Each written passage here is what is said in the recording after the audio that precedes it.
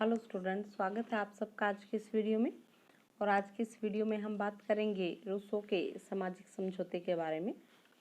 इससे पहले हमने हॉब्स और लॉक दो समझौतावादी विचारकों को पढ़ा और आज हम जानेंगे रूसो ने सामाजिक समझौते के बारे में क्या कहा है। हॉब्स जहाँ राज्य के निरंकुशतावादी स्वरूप का प्रतिपादन करता है, वहीं लॉक सीमित प्रभुसत्ता के सिद्धांत का। तो रूसो का नाम लोकतंत्रवादी चिंतन के साथ जुड़ा हुआ है।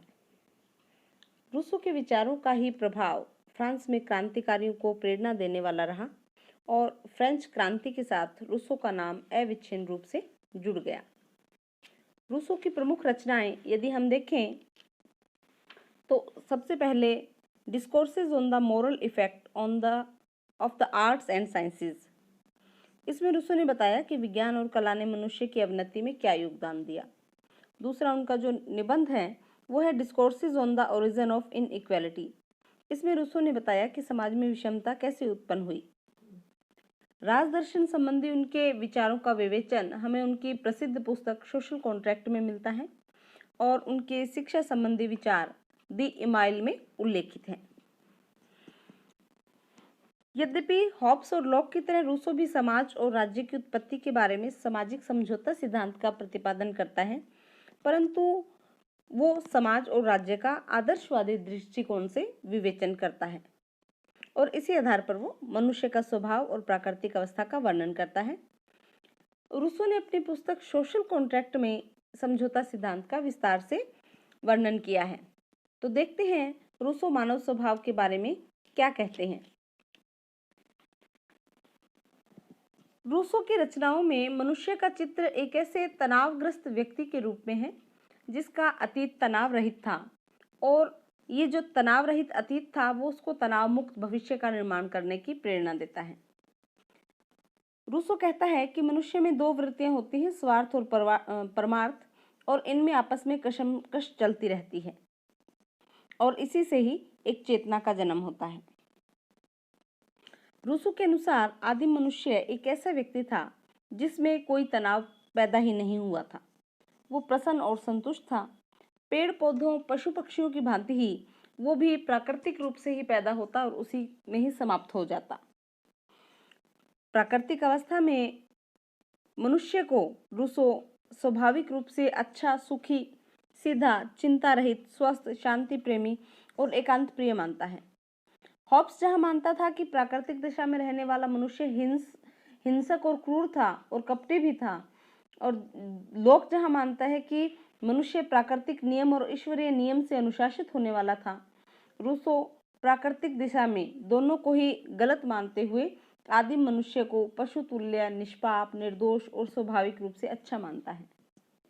लेकिन जैसे जैसे सभ्यता का उदय और विकास हुआ, वैसे वैसे मनुष्य की तनावग्रस्तता बढ़ती गई और वर्तमान का जो मनुष्य है वो तनावग्रस्त मनुष्य है। अब मनुष्य की इच्छा है कि वो एक ऐसी सभ्यता का निर्माण करे जो प्राकृतिक मनुष्य की सभ्यता हो और जहां उसके स्वार्थ और परमार्थ में समन्वय हो सके। अब बात करते हैं रूसो की प्राकृतिक अवस्था की। रूसो के अनुसार प्राकृतिक अवस्था में मनुष्य प्रकृति की गोद में रहता था। उसका जीवन पशुओं जैसा और एकाकी था। वनों में विचरण करता था।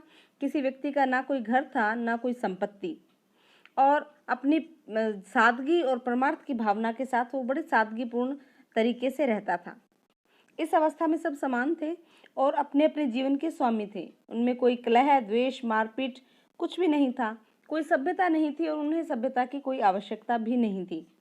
मनुष्य एकांत में बड़े बेपरवाह तरीके से सुखी जिंदगी जी रहा था। ना तो वो वस्त्र धारण करता और न ही वो कोई भाषा का माध्यम था और ना ही उसे इसकी आवश्यकता थी।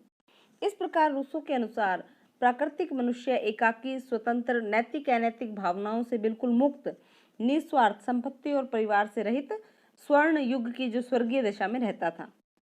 और इस जो दशा है, इस प्राकृतिक अवस्था के लिए रूसो आदर्श बर्बर शब्द का प्रयोग करता है। जो ये व्यक्ति था प्राकृतिक अवस्था का, उसके लिए रूसो आदर्श बर्बर या नोबल सवेज का प्रयोग करता है। प्राकृतिक अवस्था में व्यक्ति एक बिल्कुल भोले बालक की भांति था और बिल्कुल सादगीपूर्ण तरीके से आनंदपूर्ण जीवन अपना।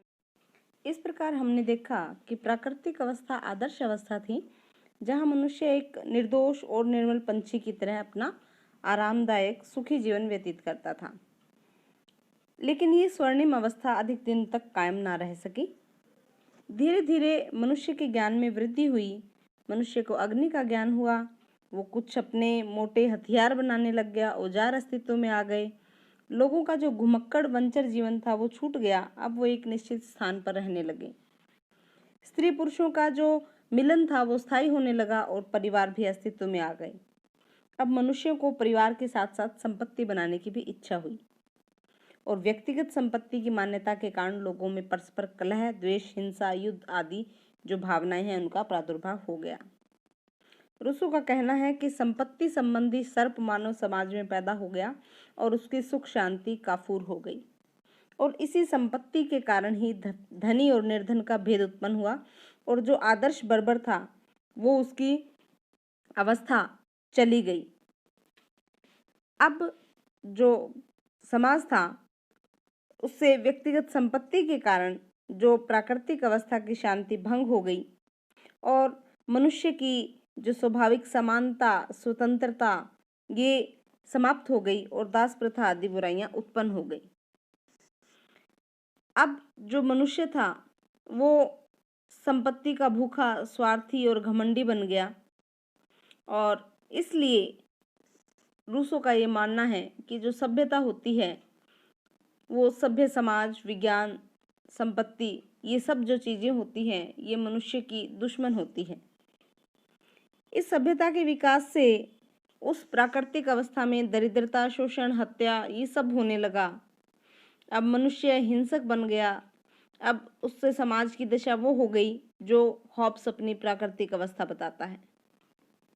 अब यहाँ असमानता का जन्म हो गया और इस असमानता के कारण कुछ महत्वाकांक्षी जो व्यक्ति थे उन्होंने अपने व्यक्तिगत लाभ के लिए सारी मानवता को सदा के लिए मजदूरी, गुलामी और दयनीय स्थिति में धकेल दिया। इसी संपत्ति के प्रादुर्भाव से ही मनुष्य की जो स्वतंत्रता है वो परतंत्रता में बदल जाती है और इसी परतंत्रता को समाप्त करने के लिए, इसे मुक्ति प्राप्त करने के लिए मनुष्य है वो उत्सुक हो उठता है और इसलिए वो अपने आप को सर्वनाश की ओर ले जाने वाली इस अराजक अवस्था का अंत करने के लिए सामाजिक समझौता या अनुबंध करता है और इसी के आधार पर वो राज्य की स्थापना करता है। इस प्रकार वो कहता है प्रकृति की ओर लौटो, ये उनका नारा है, बैक टू नेचर।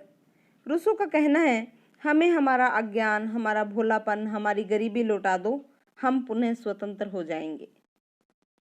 अब जो ये समस्या मनुष्य के सामने आई इसका समाधान करने के लिए उसे समझौता करना पड़ा। अब देखते हैं समझौता क्या था। युद्ध और संघर्ष को अंत करने के लिए रूसो एक सामाजिक समझौते की कल्पना करता है। वो कहता है कि सभी व्यक्ति एक स्थान पर एकत्रित हुए और उनके द्वारा संपूर्ण अधिकारों का समर्पण कर दिया गया, किंतु ये अधिकारों का समर्पण किसी व्यक्ति विशेष को नहीं किया गया बल्कि पूरे समाज को किया गया।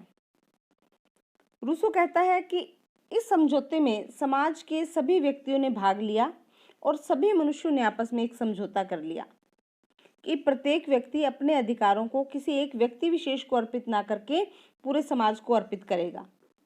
इस प्रकार ये जो समझौता था लोगों के निजी स्वरूप और सामूहिक स्वरूप के मध्य हुआ। इसमें से मान लो कोई व्यक्ति है ए, ब, स और द, इनने अपने अधिकारों का जो है वो इन सबके योग ए, ब, स और द के योग को अपना जो अधिकार है वो सौंप दिया। अब कहते हैं इस समझौते में किसी की हानि नहीं होती बल्कि सबका लाभ होता है, क्योंकि जब उनमें से किसी एक व्यक्ति के अधिकारों का हनन होता है तो उसकी रक्षा के लिए पूरा समाज एकत्रित हो जाता है, उपस्थित हो जाता है। रूसो की कल्पना के अनुसार प्रत्येक व्यक्ति अपने व्यक्तित्व को और अपनी सभी शक्तियों को एक सार्वजनिक इच्छा के निर्देशन के अंतर्गत रखता है और संयुक्त रूप से वो सार्वजनिक इच्छा के जो एक हिस्से के रूप में अपने आप को पाता है। इस प्रकार प्रकार समझौता करने वाले प्रत्येक व्यक्ति के व्यक्तिगत जो व्यक्तित्व के स्थान पर एक सामूहिक या एक सामूहिक निकाय का जन्म होता है, जो कि उतने ही सदस्यों से मिलकर बनता है जितने कि उसमें भाग लेते हैं। इस प्रकार जो राज्य बनता है, एक संगठन बनता है, इस सार्वजनिक जो व्यक्ति बनता है, इसको पहले नगर कहते थे, अब उसे गणराज्य कहते हैं। जब ये सक्रिय होता है तो उसे संप्रभु कहते हैं। और ये जो राज्य है सामाजिक समझौते द्वारा निर्मित, इसे सामान्य इच्छा भी कहा जाता है।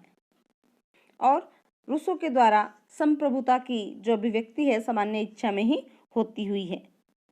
सभी व्यक्ति सामान्य इच्छा के अधीन रहते हुए कार्य करते हैं। प्रत्येक नागरिक का संप्रभुता में एक भाग होता है।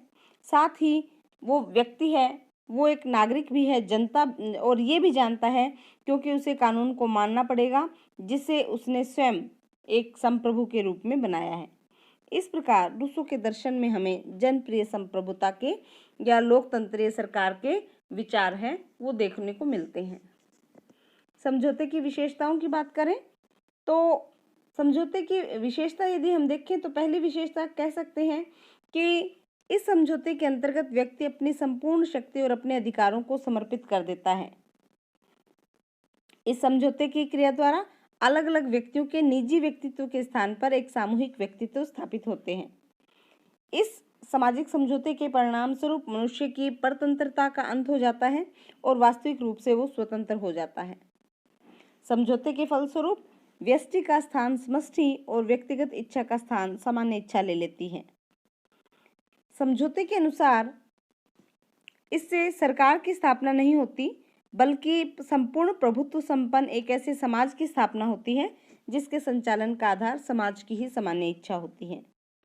इस समझौते में व्यक्ति कुछ भी नहीं खोता, क्योंकि जो अधिकार वो दूसरों को अपने ऊपर देता है वही अधिकार वह समाज के प्रत्येक व्यक्ति पर प्राप्त कर लेता है। इस प्रकार जो उत्पन्न राज्य होता है वो एक सावयव राज्य है।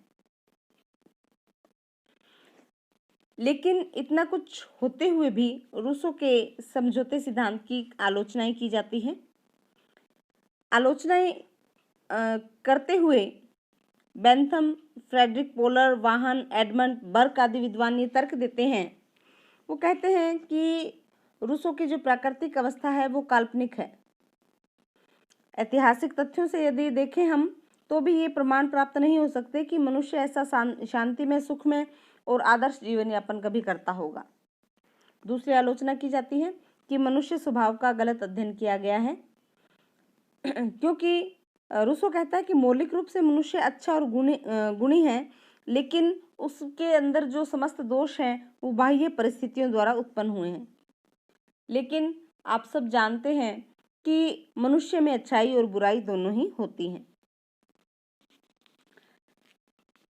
उसके साथ ही इसमें इस बात की भी आलोचना की जाती है कि राज्य का जन्म किसी समझौते के कारण हुआ है। राज्य समझौते का नहीं बल्कि विकास का परिणाम हुआ है। धीरे धीरे ये विकसित हुआ है। इस समझौते के द्वारा जो रूसो है व्यक्ति को निरंकुशता के हवाले कर देता है, क्योंकि समझौते के द्वारा व्यक्ति अपनी संपूर्ण स्वतंत्रता और जो अधिकार है वो समाज को समर्पित कर देता है। इस प्रकार इस सिद्धांत की कुछ जो आलोचनाएं हैं, कमियां हैं, वो भी हमें देखने को मिलती हैं। लेकिन इतना कुछ होते हुए भी इस सामाजिक जो सिद्धांत है उसका महत्व अवश्य ही है, क्योंकि इस सिद्धांत के द्वारा रूसो ने दैवीय अधिकार के सिद्धांत पर कटु प्रहार किया। दूसरा, उसने राज्य को मानवीय संस्था बताकर के निरंकुश शासन का विरोध किया। और तीसरा, उसने इस बात पर जोर दिया कि राज्य और शासन का आधार जन सहमति होता है, और इसने लोकप्रिय संप्रभुता को सुदृढ़ बनाया। इस वीडियो में आज इतना ही। मिलेंगे नेक्स्ट वीडियो में, जिसमें हम देखेंगे रूसो की सामान्य इच्छा। तब तक के लिए